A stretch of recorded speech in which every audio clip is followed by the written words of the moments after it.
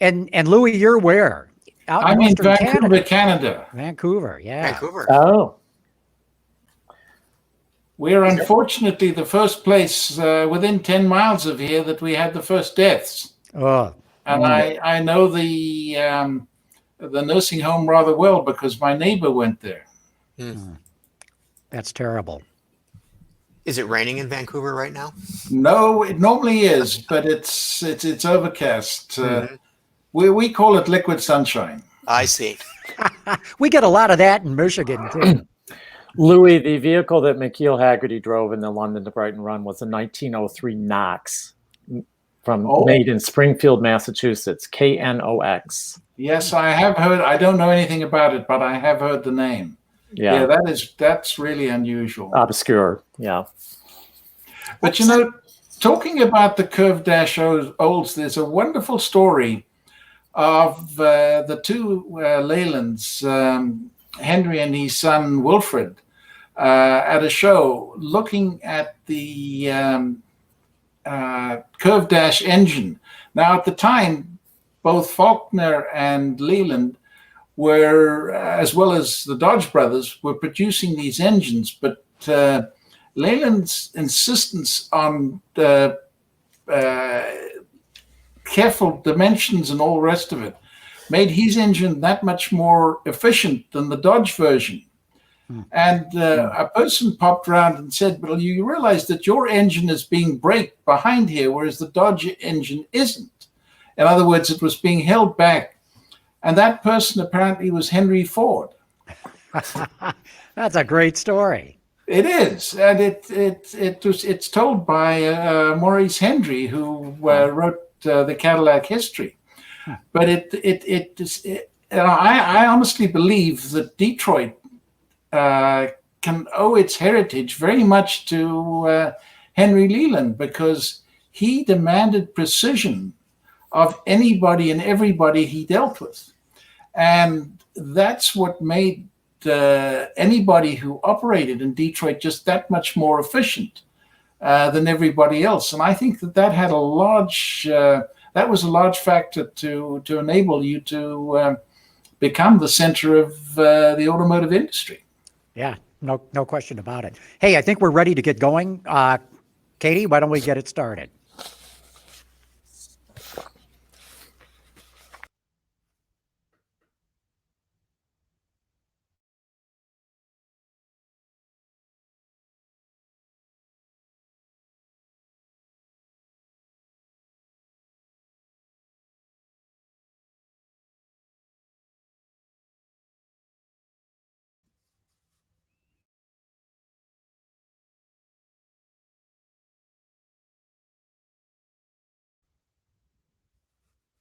This is Autoline After Hours with John McElroy and Gary Vasilash, episode 502 for March 26 of 2020. From horseless carriages to micro LED technology, all in one show. Autoline After Hours is brought to you by Bridgestone Tires, your journey, our passion. And by Borg Warner, propulsion solutions that support a clean, energy-efficient world. All right, everybody, welcome to Autoline After Hours. And Mr. Gary Vasilash, how you doing? Good, John. I'm doing great. I mean, here it is, Thursday afternoon. We're doing another show as we always do. So things are looking very well. Yeah, good enough, all things considered. Oh, yeah. So, this is going to be a very history-centric show for at least the first part. And so a couple of things happened today in history that I think are rather notable that surprised me when I was looking it up. Let's hear it. The first Nissan was built in the Smyrna plant in 1985 on this day.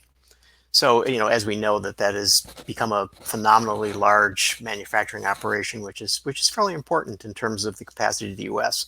And the other thing was that in 2008, Ford sold JLR to Tata. I wonder how happy Tata is today. Yeah, well, I don't know. We'll have to look at their next financials when they come out. That'll tell the story. Hey, we got another journalist joining us again. Gary, fill in the blank. Tell the audience who we've got. So we've got Joe DeMatio from Hagerty, and of course, Joe knows a tremendous amount about contemporary vehicles as well as historic cars. So Joe, thanks for joining us today. A pleasure, as always. Great. Yeah, great having you, Joe. And of course, we got to tell everybody that our first guest is Louis Fourie, and he is the past president of the Society of Automotive Historians. And Louis, great to have you on the show. Thank you very much. I really appreciate it. Okay, for those who don't know what the Society of Automotive Historians is all about, give us a thumbnail sketch. Basically, we're a group of auto enthusiasts who really enjoy researching, recording, and reading about automotive history. We have members in 20 countries. We've been involved in helping set up numerous chapters in different parts of the world, as well as in North America. So we're simply people who are really passionate about understanding what automotive history is all about. And you've got a website as well. We've got up on the screen now. Yes, and it's we cover all interests. We have academics who don't get much love from their fellow academics, so they've embraced us, and then they make sure that we're honest and we do our research properly, as I always tease them. But we've got other enthusiasts who just want to understand as much as they can about a car that they're interested in. Where we differ from many car clubs is we don't specialize in any one mark or any one period or anything. We just love everything about automotive history. Louis, but do you have a particular area of focus that you have concentrated on for your research? Because I worked for GM overseas operations 50 odd years ago, I have a passion about understanding how a common automobile that might have been designed in one country, what application it had in different parts of the world. And, it's fascinating looking at what the Australians did that was different from what, happened in other parts of the world. I've currently been researching Argentina because it was one country that has gone from feast to famine so many times, yet had a very, very rich history in automobiles. So the Hispano-Suiza, for instance, was assembled in that country, and that's a revered mark. But my interest is obviously has been GM, having worked for them.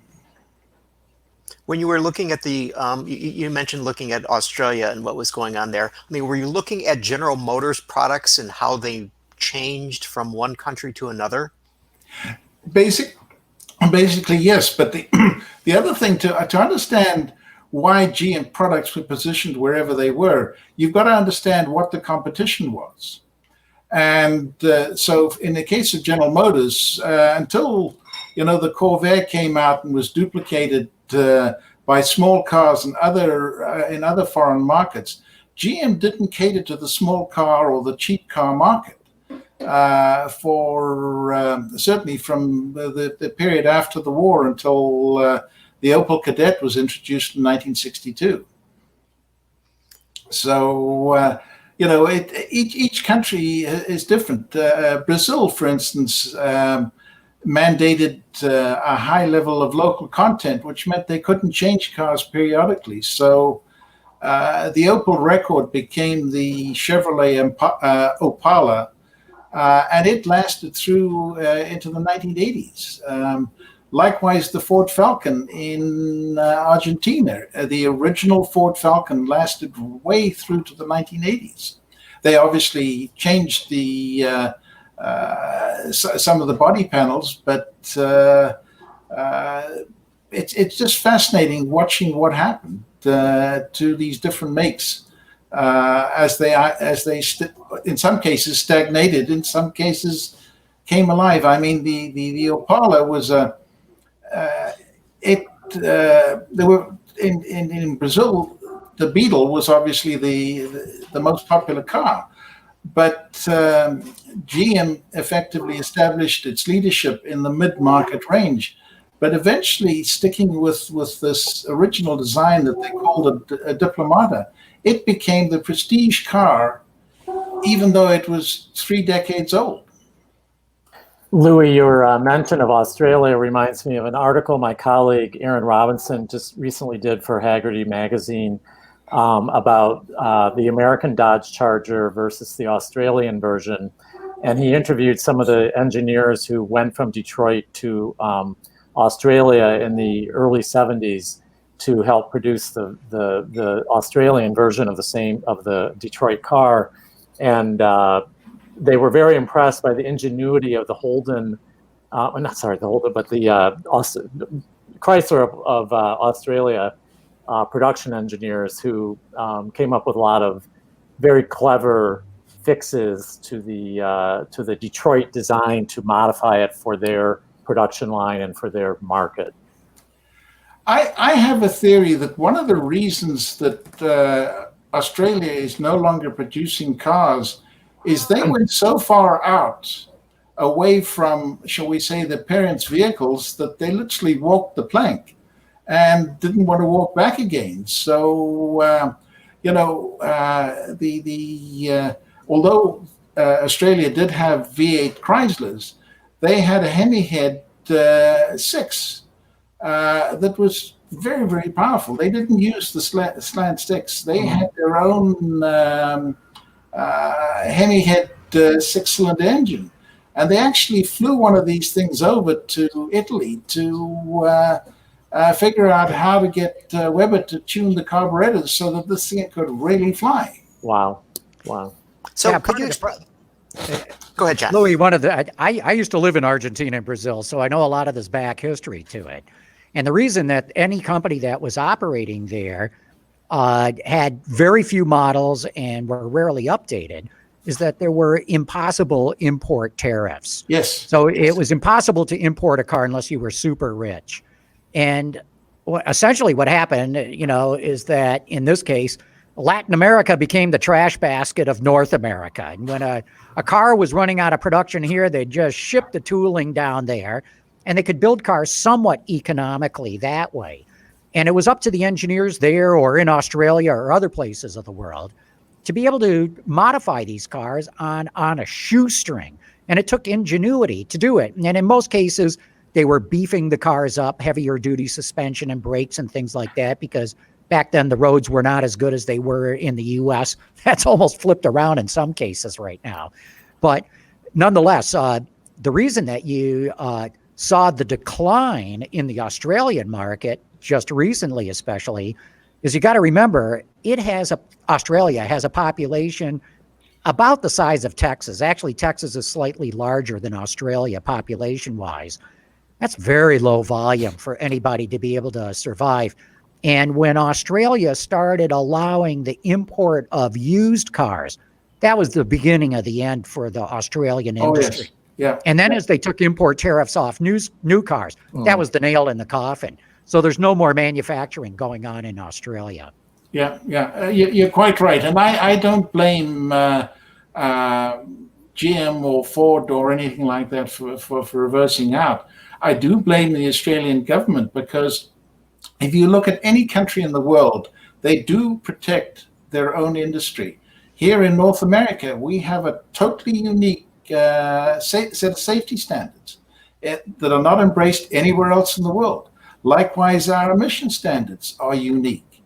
So, there are, shall we say, tariff barriers in just about every country. When Australia opened their doors to everybody and anybody, including the Chinese, that, the industry simply couldn't survive. Louis, as a historian of General Motors vehicles, what, in your opinion, was the golden age of General Motors? The 1960s. Why? Well, I believe that was the point in time that they had their top market share. But the other factor that makes a big difference is, and this applies to all the North American manufacturers, when all the different regulations started coming in at the tail end of the 1960s, North American manufacturers had never encountered restrictions of any kind, whereas all the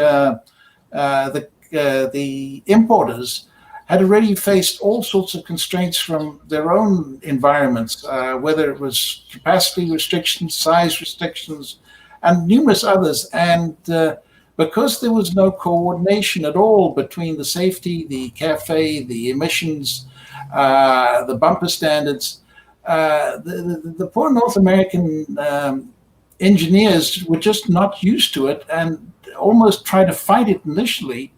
And they took their eye off Main Street and started looking at what I might call regulation street.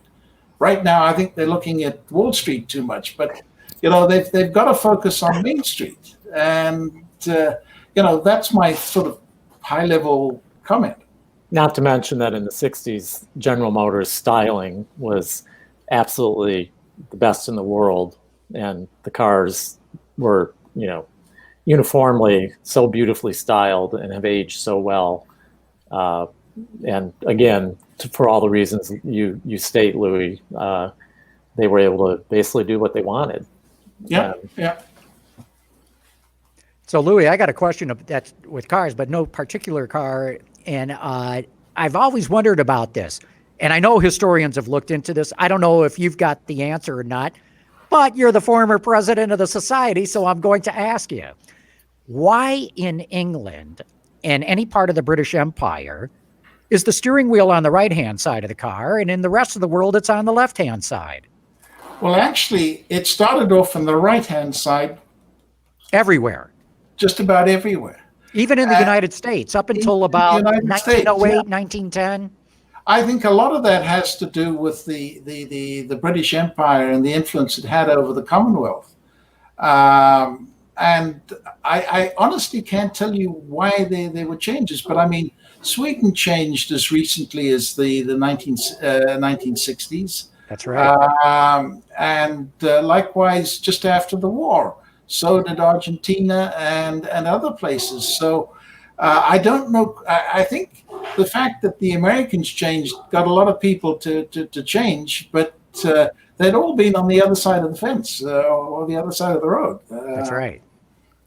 But one thing, if I may ask, one thing I'd really like to ask all the viewers that you have, if you have written memoirs or your parent has been in the automotive industry and written their memoirs, we dearly like to gain access to them, because that's the sort of information that that's absolutely fascinating, because not many people in the industry have written about the industry. That's right. So it would seem that, I mean, given the history of the automobile, isn't that great? I mean, it's not like we're talking about chariots or something like that. That it would seem that there'd be lots of information. That's not the case, Louis? Well, there's a lot of misinformation, to be quite honest. I don't mean to pick on Mercedes-Benz, but they've tried to create the aura that the 300 SL Gullwing was the first car that used fuel injection in their petrol engines. Well, no, they weren't. So one of the things that SAH tries to do is to make sure that history is accurate. And this is where we do like to go in to do deep research. But unfortunately, the industry, certainly in North America, doesn't appreciate its past all that well. That's amazing to hear you say that. I was not aware of that. Well, I've written Cristo Dettini of GM Heritage has regarded it as the most detailed history ever published of General Motors from a global perspective. I have not managed to get people in GM interested in that book, other than him. Louis, if Mercedes wasn't the first, who was? It was the Gutbord and the Goliath. They were the first two. They beat Mercedes by about 2 years. Gutbrod, I think, is how it's spelled. German car companies. Yes.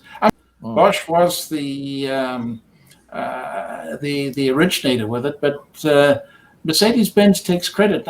You know, another factor, Mercedes-Benz takes a lot of credit for the safety body design. But you know, the first Saab that came out had all its suspension loads within the cabin. The front suspension was a leading arm design with a torsion bar that went transversely right below the driver's feet. And the only thing that was held up at the front end was the forward end of the sideways mounted engine. And, you know, the incredible safety of those early Saabs was proved by, as they called him, on the roof Carlson, who was constantly, the rally driver who was constantly putting these things on the roof. So, you know, part of our role is to ensure that auto history is accurate, and we try and trip up the inaccuracies that occur.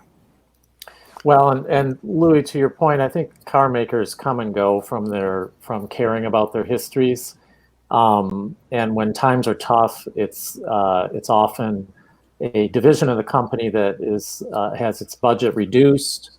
I have interviewed GM designers who have had their large parts of their portfolios thrown into the trash at a certain point when a storage facility is closed down, and people are like, oh, what's this old stuff? Just off with it. And then 20 years later, they realize that stuff is missing. So it is very erratic, the car makers tending to their own legacies. Well, I don't know whether I'm speaking out of turn, but the head of GM Design, Simcoe, has basically instructed GM Heritage to get down to Australia and figure out what needs to be protected, because he's an Australian and he wants to make sure that it doesn't get lost. Yeah. So there's an enthusiast who is making an impact. Louis, I have to ask you, Henry Ford, who is certainly a revered person in this industry, allegedly said history is bunk. What do you make of that? Well, he's one of the few people who preserved his history. That is a great rejoinder. Yeah. I mean, right. the Henry Ford is the example of how an automotive company should look after its history. I mean, in Europe, everybody's got, all the major manufacturers have got a factory of one form or another. Sorry, a museum of one form or another to celebrate their past. And you only have to go and look at these old car gatherings to see the enthusiasm that the general public has for older cars, and to ignore that, I think, is very short-sighted. Yeah, agreed. Amen, brother. Yes. We wish the automakers would pay more attention to that. Hey, I'm afraid we're going to have to wrap this segment up right now, but Louis Fourie, the former president of the Society of Automotive Historians, thank you so much for coming on Autoline After Hours. Thank you very much. I really appreciate it. Okay, we're going to be back right after a quick commercial break. We're going to be talking about some very advanced lighting technology that Magna has. But first, a shout out to our good friends at Bridgestone.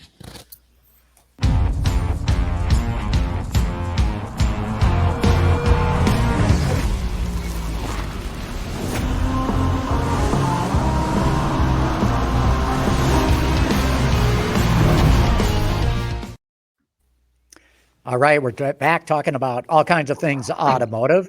We're joined right now by Cole Cunnien. He's with Magna Lighting. And Cole, welcome to the program. Thank you, John. It's a pleasure to be chatting with you today. Hi, Cole. Hi, Joe. Hi, Gary. How you doing? Very good. You? Good. So Cole, tell us about what Magna Lighting is. I mean, a lot of us are familiar with other aspects of the business, but perhaps not the lighting part. Yeah, I'd be glad to share it. You know, Magna is a technology mobility company, and lighting is a small subset of that company. It's a very big company. We are $40 billion in sales a year. We've got over 165,000 employees across the globe and 350 manufacturing facilities and 100 design centers all over the world. The lighting division of Magna is a relatively small portion, but we specifically develop and manufacture automotive lighting for the exterior of the car: headlamps, tail lamps, chimsels, side markers, et cetera, et cetera. And I'm really happy to have the opportunity to share with you some of our very interesting technology. You know, earlier when we were chatting, historically lighting has come a long way. You know, in the first vehicles we were using acetylene and kerosene and even wax candles, and in the 60s came with halogen and sealed beams, and today it's LEDs, and tomorrow is going to be laser diodes. So it's changed a lot over the years. Cole, right now, Magna's got this micro LED technology. I've seen examples of it, but you talk about it because it blew my mind. Yeah, it's hard to get your head around it, and so maybe some of the graphics will help us here. So our micro technology, a micro LED technology, is truly not micro. The LEDs aren't small enough, believe it or not, because these are 150 microns apart, so they're really truly mini LEDs. Micro is sub 100. These micro LEDs are basically naked chips. They're package-less LEDs that we are manufacturing into light sources ourselves. We're doing this in our Magna Electronics Holly facility. And they are densely packed over a large area to give you that even homogeneous appearance with a minimal of lensing.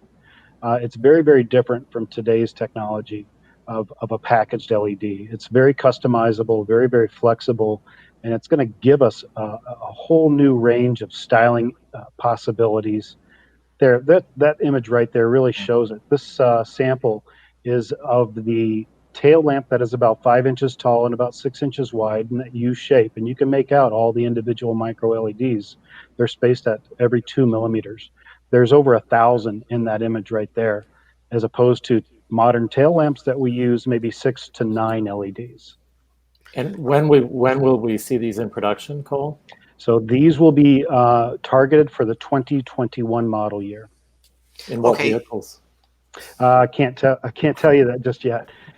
All right, so these guys know all about LEDs, Cole, but tell me what an LED is and why it's useful for an automotive application versus previous technologies. Previous technology was tungsten bulb technology, and these had a life rating measured in the hours, the hundreds of hours, right? So people would carry spares in their glove boxes, and they would get pulled over for having a tail light out, and have to replace the bulb, or they would go to the dealer, and the dealer would replace their bulbs and charge the hourly rate, and it would add to warranty costs. These are life of vehicle. The life of an LED, a light emitting diode, is measured in 20,000 hours plus. So these will outlast the car, all things being reasonable. They're very robust as well. They're a solid state device, so they're very, very limited impact from thermal and mechanical torture. So if someone saw one, it looks nothing like a light bulb. It looks like a computer chip. That's right. That's right. They're mounted on printed circuit boards, and they're controlled by electronic circuitry. We don't have LEDs that take the standard vehicle voltage of 12.8. That will blow your LED out. So don't try to put 12.8 voltage to your LED. It'll go up in smoke. We run them in series and in parallel. And we also drop the voltage down, or oftentimes we'll put a pulse width modulated circuit on there so we can dial down their usage. And if you notice a lot in videos, you can see the strobing effect, and that is really the frame refresh rate of your video recorder and the PWM pulsing of that lamp. To the naked eye, it looks like it's on steady state. So Cole, designers must love these things. They do. They do. What is interesting, I find, is the designers. One of the things too that I failed to mention is the efficiency of LEDs. So there is much less heat byproduct when you power an LED versus a bulb.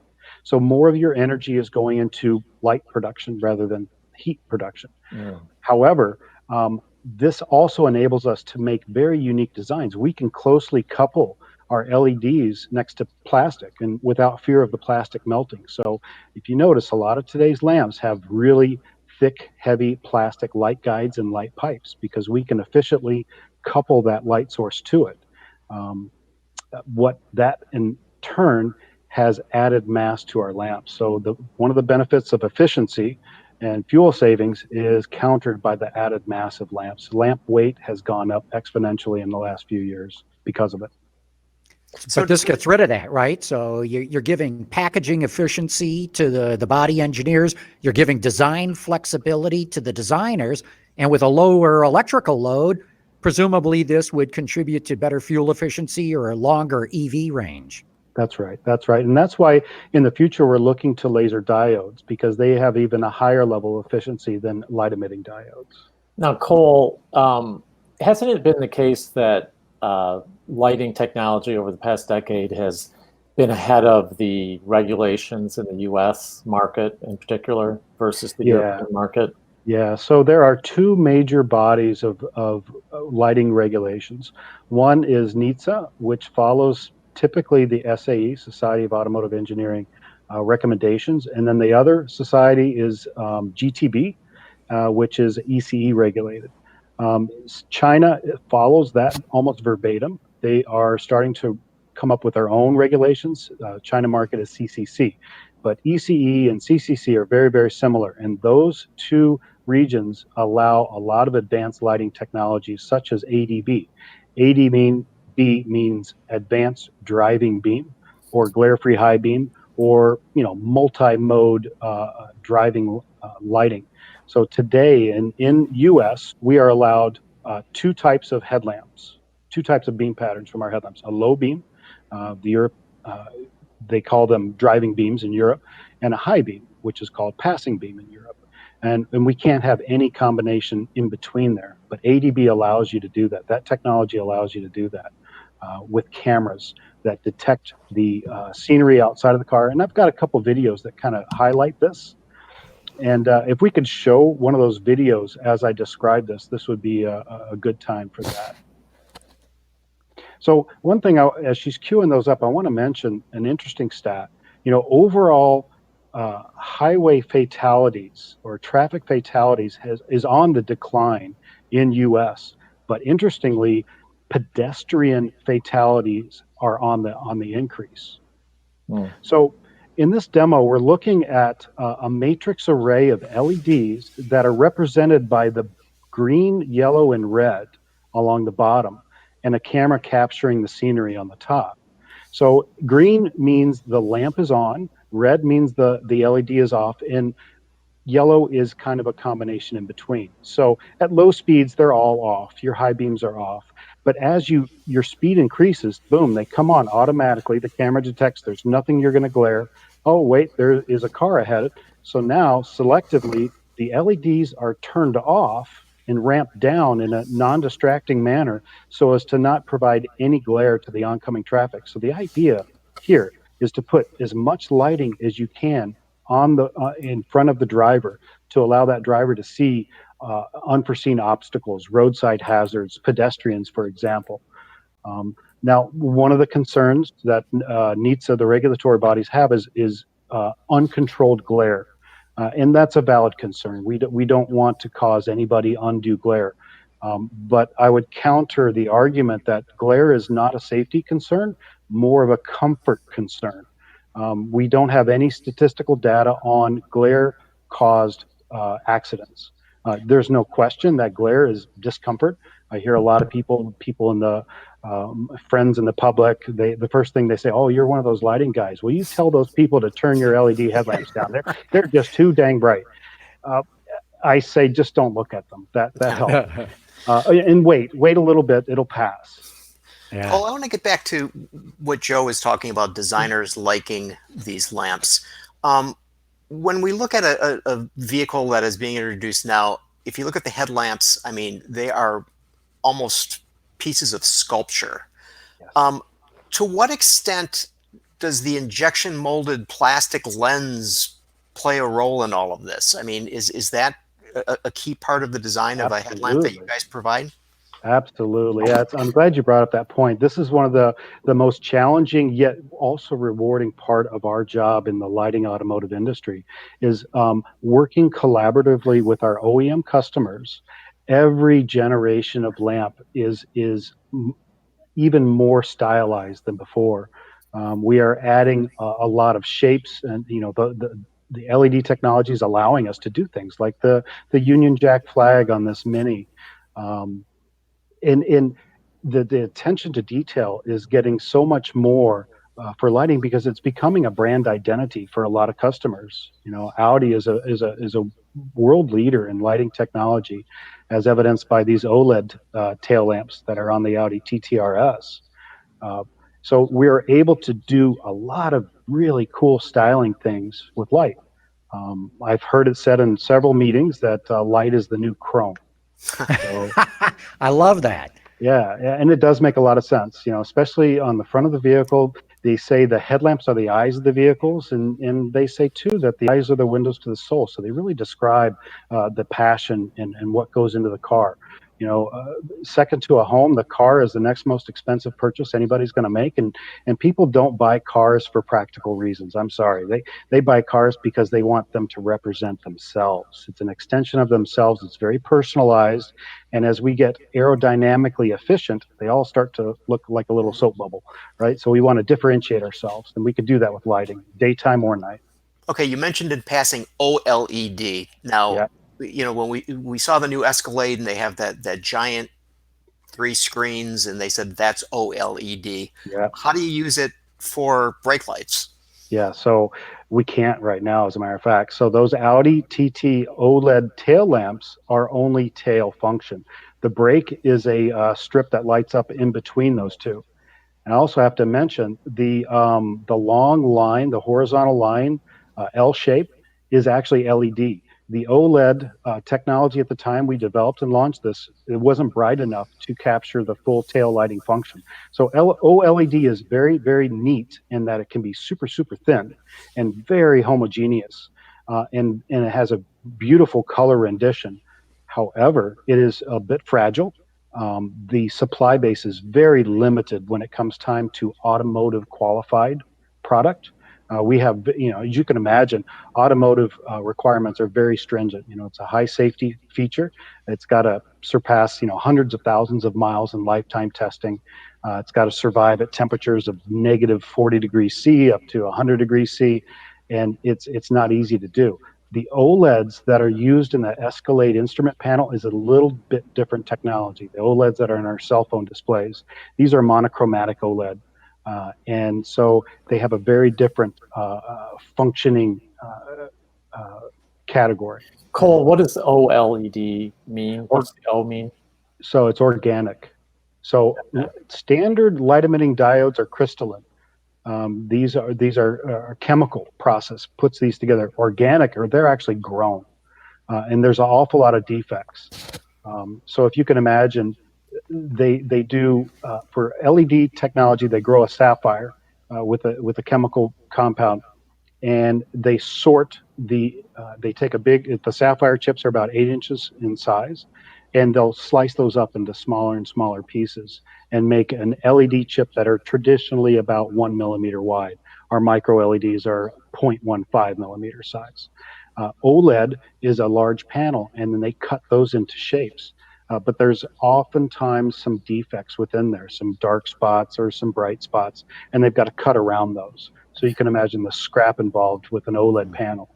And Cole, the micro LEDs that you were talking about earlier that are going to come in 2021 in an unnamed production car, will those allow some of the variation in beam pattern that we don't currently have in the US, or will they still be subject to the same NHTSA restrictions? Well, the micro LEDs, FlexForm technology, we call it, is primarily targeted at signal lighting or tail light. We're not really focused on forward lighting. Forward lighting, headlamps and fog lamps, we really want a single point source because we are taking light and focusing it into a pattern projected on the road. For a signal light, it's lighting to be seen with. So now we want to paint a bright spot on a car so you can see the car. So having a large number of small LEDs spread over a large area really aids in that. But for a headlamp, that's the opposite of what you want to do. So you want a super, super bright pinpoint of light that you can manage. So it's very, very different. Cole, we've got sorry, go ahead, Gary. No, I was going to say that Magna is very involved in ADAS technology. Are you involved with guys in other sections of the company in terms of integrating your lamps with sensors? Absolutely. So part of the ADB, or the Advanced Driving Beam Technology, revolves around a camera system. Our sister division, Magna Electronics, has that camera, and it uses software that has target identification. It can tell the difference between a car coming at you and a car that you're following, or a car on the side of the road, or a road sign. And we take all that data and put it into our CPU, our headlamp processing unit, that then sends signals to an array of LEDs that decide which LEDs to turn off and on. I've driven. Yeah, go ahead. I drove a Mercedes a few years ago in Europe with that technology or something similar, and it was brilliant. I just blew my mind. Yeah, the nice thing about that technology, it's transparent to the driver. You know, some of the new technologies that we see on vehicles, between having a mirror that is also a monitor, there's just a lot of interaction that is demanded of the driver that kind of takes the focus off of the driving activity. The idea with ADB is to take all that away from the driver. You can defeat it if you want to, but you shouldn't have to. The vehicle is going to take care of that for you. You no longer have to decide between low beam and high beam. Car's going to do it, and it's going to do the in-between scenarios much That's better. amazing. Yeah. Hey, Cole, we've got a bunch of questions, some really good ones, too, coming in from the audience. Barry Rector says, hey, ask Cole about the Insurance Institute for Highway Safety not awarding safety, top safety pick plus, unless you've got terrific headlights these days. So, I mean, lighting's playing a critical role in safety there, as you were mentioning. That's a very good subject. And I think, what the IIHS has done is very, very good for the industry. It's improved our lighting technology quite a bit, but I will caution that it can be a little unfair. We have seen very, very good rated vehicles and good rated cars receive a poor rating because they were not properly aimed right. One of the things that the insurance industry does not do is aim those lamps. So it's important to anybody out there that has an issue with their lamps to try to aim it. And it's not very hard to do. It's very, very simple. There's a lot of YouTube videos on how to do that. You must aim your lamps properly for them to perform at their best. Yeah. Actually, isn't it incumbent upon the OEMs to make sure they leave the plant properly aimed? That's right. That's right. And that's gotten so much better since the IIHS came out with this rating system. I can imagine it has. We've got another question here from Adam Henderson. He says, hey, with all these LEDs, it opens up a whole choice of displays, lighting animations. Yes, absolutely. So as we get into new mobility, as the owned vehicle changes and we get into ride sharing and things like that, now communicating with pedestrians or potential fares becomes more important. And are we going to put high def displays on the outside of the car like we did Pimp My Ride back in the 80s? I don't know. There's a lot of things that we can do with lighting, but right now we are highly regulated and we really aren't allowed to play with a lot of colors. We can use red, we can use white, and we can use amber. All other colors on the outside of the car are really not supposed to do that. And all lights have to have a purpose. That probably ties in with the question from South Carolina Osprey. He says, hey, what happened to those under frame lighting? Yeah, everybody got pulled over. Is that because it's illegal, eh? Yeah, absolutely. Some people thought it was garish. I thought there was some intriguing things that you could do with lighting that way. Yeah, absolutely. Identification and identity is something you could do with lighting. One thing that is a big trend today is animation. So we have that swiping turn that you saw in the Mustangs, and now you see in a lot more vehicles. And also during the startup and the turn off sequence, when you hit your key fob, all your lighting on the exterior of the car is coordinated and plays a little dance for you. That is very unique, but we need to be careful because we don't want to be too conspicuous and cause less conspicuity for our emergency vehicles. Those flashing lights are there for a reason. And then finally, Mike Z and Dale Leonard have very similar questions here. You had talked about how you can take out the pixels and change all that lighting. What they want to know, especially Dale, is, the U.S. is supposed to be so advanced. How come we're the last ones to get the latest lighting? Is it a hang up in the U.S. or what? It is a little bit. The feedback we're getting from our lawmakers is the concern with glare. We've had a lot of back and forth on this, and there's thought of why can't we just adopt the ECE regulations?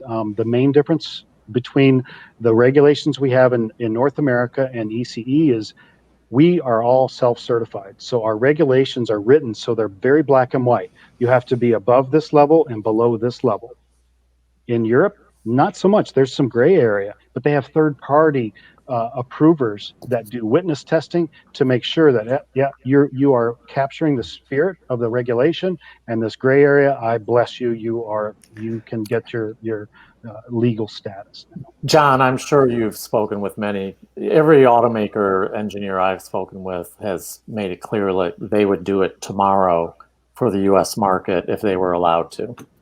Absolutely true. No, I they've told me the same thing, Joe. But I got to tell you, Cole, you're absolutely right. I can't believe how many people have complained to me over the last decade, really, of getting blinded by oncoming headlamps.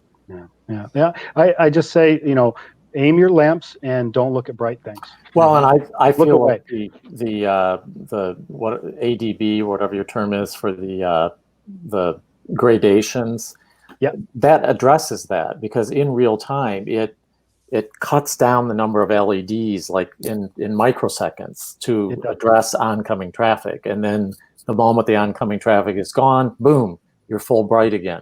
That was my experience in the one drive I did. And how that functions, that's what's being debated right now. So the Society of Automotive Engineering came up with a standard. It was very much based on the ECE regulations. NHTSA came back with a counter proposal to that standard, and what they had come up with was a very, very small window of opportunity to change those modes, microseconds. The processing speed and the accuracy required of a system that NHTSA proposed to the automotive community was really cost prohibitive. We could have done it, but it would have put the cost at such a high amount that we'd be uncompetitive with the rest of the world. So we're back and forth right now. I find it far less bothersome on the road than all the drivers who don't dim their high beams. Yeah. We actually have a question here, Cole, from our previous guest, Louis, who wants to know why companies like Audi have not incorporated the rings in their tail lamps.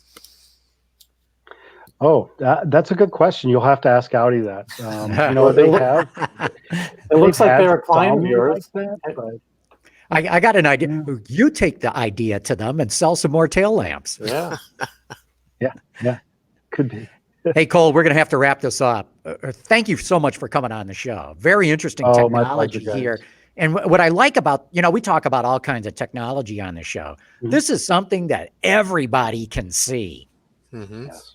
Yeah, it was really interesting. Yeah. Well, again, thank you Cole. for your time here. We're going to take a quick commercial break, give a good shout out to our friends at Borg Warner. And I think Dr. Data is going to make an appearance in the house. He has returned. All right, coming up in a moment. The world is changing at an ever-increasing pace. No matter what the mode of transportation, there is always the need for an efficient propulsion system. And that's exactly what Borg Warner has been doing since the earliest days of the automotive industry. We create innovative mobility technologies that reduce energy consumption and emissions while improving performance. Our proven track record has made us an industry leader in forward-looking propulsion solutions for combustion, hybrid, and electric vehicles. All right, we're back talking about all things automotive, and right now it is time for Dr. Data. Okay, so as you guys probably have noticed, gasoline prices are awfully low right now. The national average is $2.12 a gallon for regular fuel. This is right across the entire country. And the price for West Texas Intermediate crude yesterday was $24.49, which was up $4.12 from last week, but down $35.45 from a year ago. So it's all over the place. But I was interested in taxes. I was interested in what the consumer pays for federal taxes for a gallon of gas. So Katie, could you please bring the first thing up? So this is what it is in the United States. So gasoline, it's 45 cents a gallon, and diesel, it's 53 cents a gallon. Okay? So keep those numbers in mind.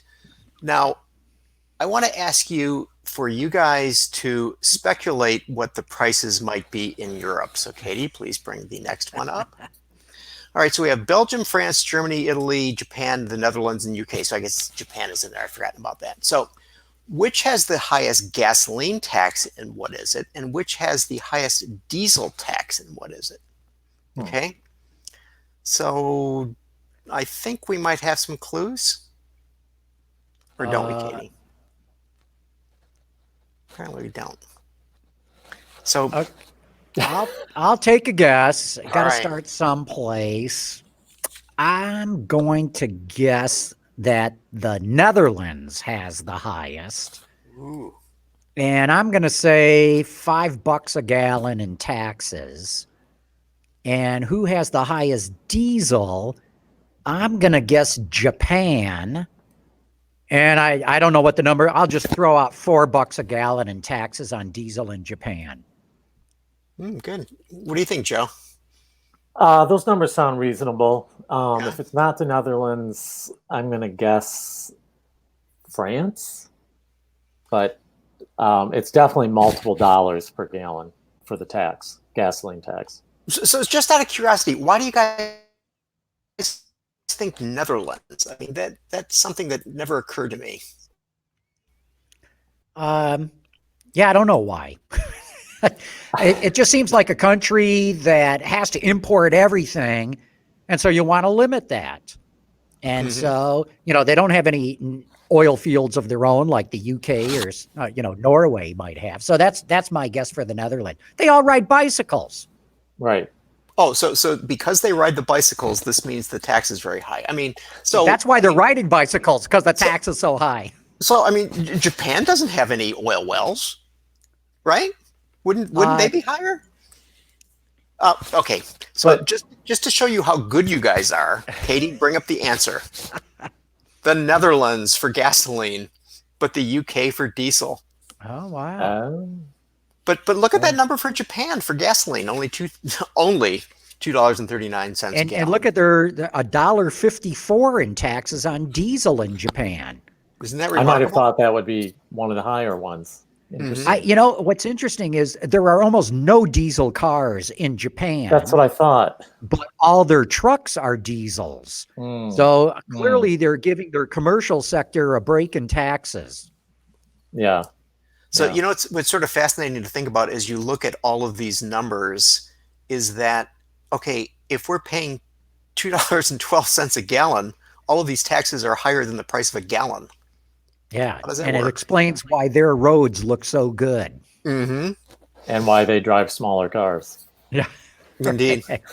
Well, I've got I got to give it up to you guys for knowing the Netherlands. That's astonishing. I would have never guessed that in a million years. So, it's been an interesting week, guys. I think we avoided talking about COVID-19 last week, but I think we need to talk about it this week. I mean, it's just having such a tremendous effect on the auto industry, and I think there's some good stuff coming out of this, like the announcement that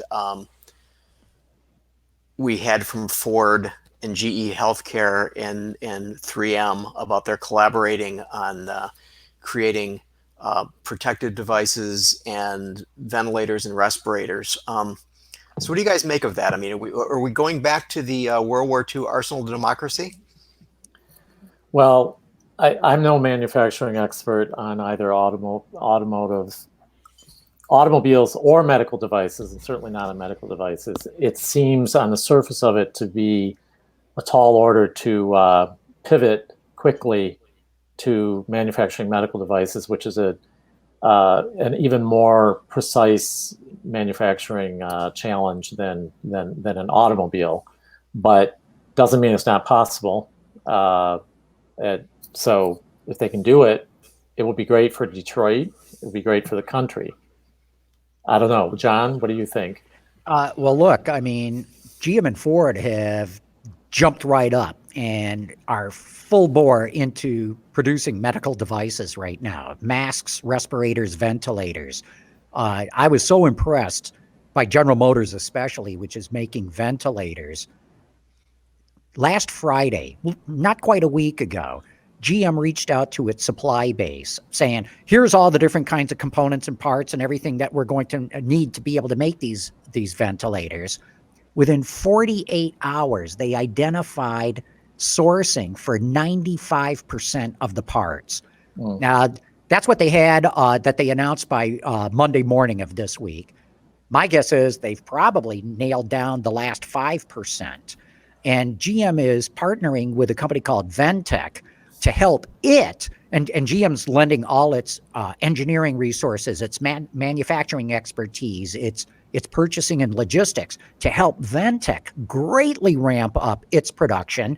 And GM is also going to put production into a plant in Kokomo, Indiana. Their goal, I think the first deliveries start on April 6th. They want to make 5,000 of these things a month, ultimately getting to 200,000 of them. I'm knocked out by that. Same thing at Ford. It's jumped into doing respirators. And you guys probably saw the story and everything like that.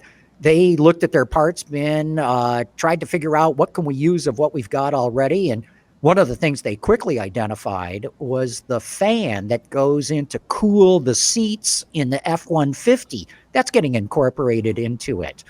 Well, it's not going into the ventilator. It's actually going into a device that the person wears on their belt, and it blows air under the mask, the protective mask that the first responders are wearing. So we're not quite there. But Dyson announced that they're going to be building 15,000 ventilators using their technologies that they too are going to their parts bin. And just think about, they gave up on their car, but obviously, they have this knowledge. They definitely have expertise there. Right. That's fascinating. But what I found interesting to answer your question, though, Gary, everyone's turning to the auto industry in Europe as well, too. I think the general public, who especially wondered why the heck did we ever bail out General Motors, is going to learn this is why we bailed them out, because in a time of national emergency like we're in right now, you need to have this manufacturing prowess, this industrial might. And it's a manufacturing base that's here in the U.S., even though we manufacture in Mexico and other places, versus the more high-profile tech industry, which manufactures a lot of their stuff in China, of course, So, but John, you put your finger on something before that I think a lot of people don't take into account is that there's tremendous process knowledge that the auto industry has. So they can go into a factory that, GE has been making ventilators for a long time, but the GE can be supplemented by manufacturing engineers from Ford who can look at the process and say, hey, there's a bottleneck here. This is how you can solve that bottleneck and make more product. So it isn't necessarily just the case of, let's set up a factory and build these things. It's like, let's look at existing factories, how we can get more throughput. And then you've got the engineers and the designers who can look at some of these devices and say, hey, for our needs right now, here is a more simplified version that we can help you get into production that much faster so we can scale. So, it isn't having, injection molding machines or 3D printers or stamping machines. It's having the know-how that have been, developed over, decades. And it's just fabulous. It is. No, I completely agree. And it's the ability to reach out in the supply chain and get it working amongst the different suppliers working amongst each other. One example is as GM looked to do these respirators, they had to come up with magnesium castings. Well, they quickly identified a supplier that could do that, but the supplier said, hey, I can make these castings, but I can't machine them. They're way too small. Another supplier popped up and said, hey, we can handle all that too. So there's this great advantage of having the process knowledge like you're talking about, Gary, and having this gigantic supply base in on the same page, everyone figuring out how they can contribute to do this quickly. Mm-hmm. So changing gears, a bit. So the racing series are obviously you don't want to be in a big crowd watching a race, and so they're going to e-racing. So we saw the NASCAR had an e-race last Sunday. The people at Indy announced that they're going to be having one this coming weekend. What do you guys think? Are people going to watch e-racing on television? I think people are going to get really bored really quickly at home, and suddenly e-racing, which 2 weeks ago would have sounded really boring, is going to be pretty compelling. Because everything in life and society is being reevaluated right now.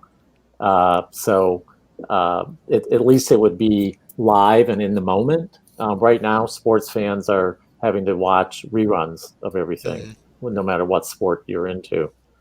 Yeah, I completely agree with you, Joe.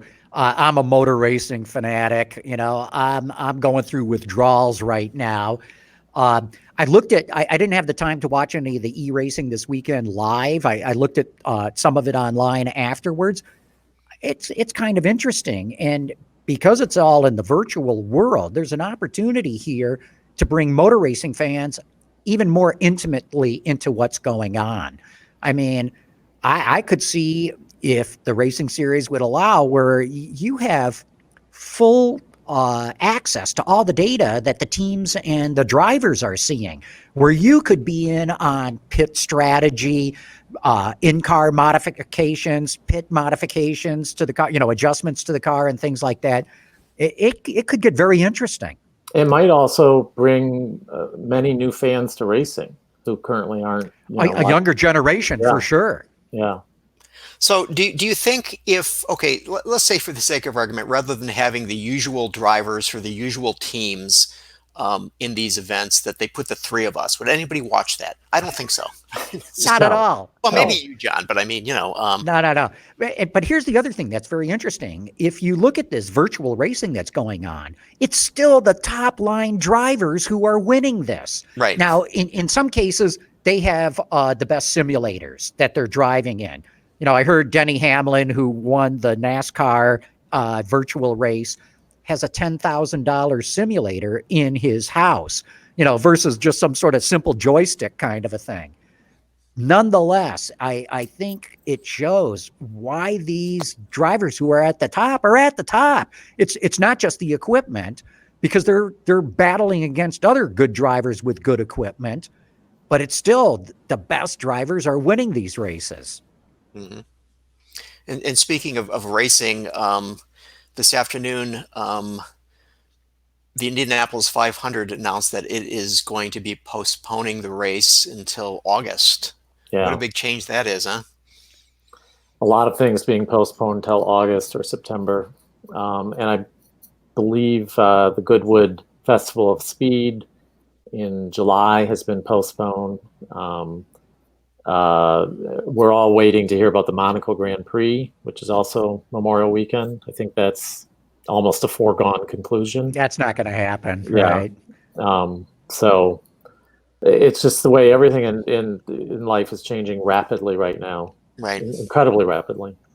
Well, it's a bit of good news if we look to China, that this week Polestar, which is collaboration. I mean, I'm not sure how this actually works. It's between Volvo and Geely, but Geely owns Volvo, and so I don't understand how that works. But anyway, a plant in a place that I'm going to not be able to pronounce, so I don't think I'm even going to try. It's like Luzhou. They began producing the Polestar 2 high-performance electric sedan, which will become available in North America at some point in the future. So clearly a good sign that a factory is being brought back into production. I did check, though, and it's 534 miles from that plant to Wuhan, which was the center of the coronavirus outbreak. So, well, it's been encouraging in general from China. I'm not an epidemiologist, but they've really put the brakes on new infections of coronavirus.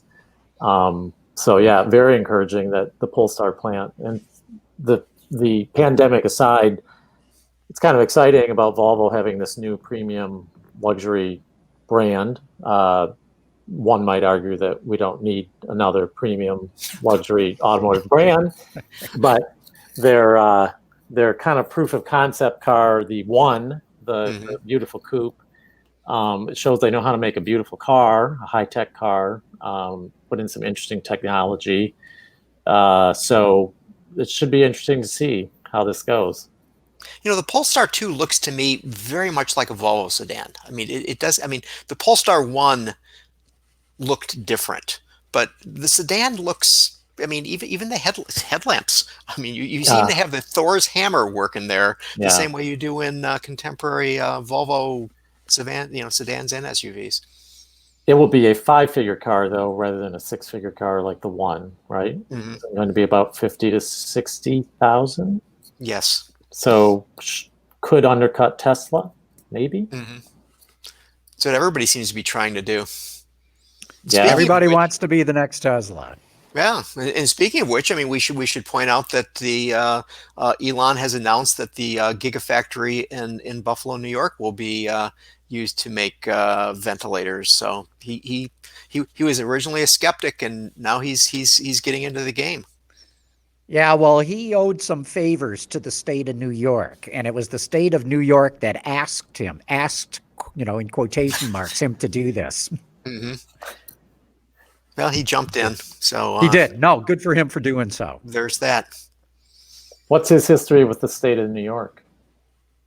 Well, they make photovoltaic cells there, to put on roofs and things like that. Oh, right. And the state had given him a bunch of money to I think it's in Buffalo or the Buffalo area. Yes. Okay. And he made a commitment to hire X number of people at these kinds of wages and didn't quite deliver. Okay. In fact, they just had to hire a bunch of people or they were going to be caught in violation of their contract or their agreement with the state. So when the state came asking him to start making these things, he snapped to attention and got going with it. Good. It would be interesting to see how many automobile companies or companies of any type that have made promises to municipalities in terms of what all of them, Gary. Yeah, How they delivered or not delivered, you mean? Yeah, they usually come up short. Right. It's not just automotive companies, though. No, that's true. That's very true. All right, well, hey, so that's guys. all I got. What do you guys got? Yeah, and I was going to say, we've burned up an hour here. It's been great. Okay. It's a little bit different bringing everybody in remotely like this. Somebody's dog was barking in the background. I'm going to bring my dog. I want my dog barking on the set. But it's been good. So, Joe, thanks so much for joining us for the show. Thanks, Joe. It's great. Thanks. And it was great having both Cole and Louie on the show earlier as well. And of course, so we want to thank all of you for having watched Autoline After Hours. Autoline After Hours is brought to you by Bridgestone Tires, your journey, our passion, and by Borg Warner, propulsion solutions that support a clean, energy-efficient world.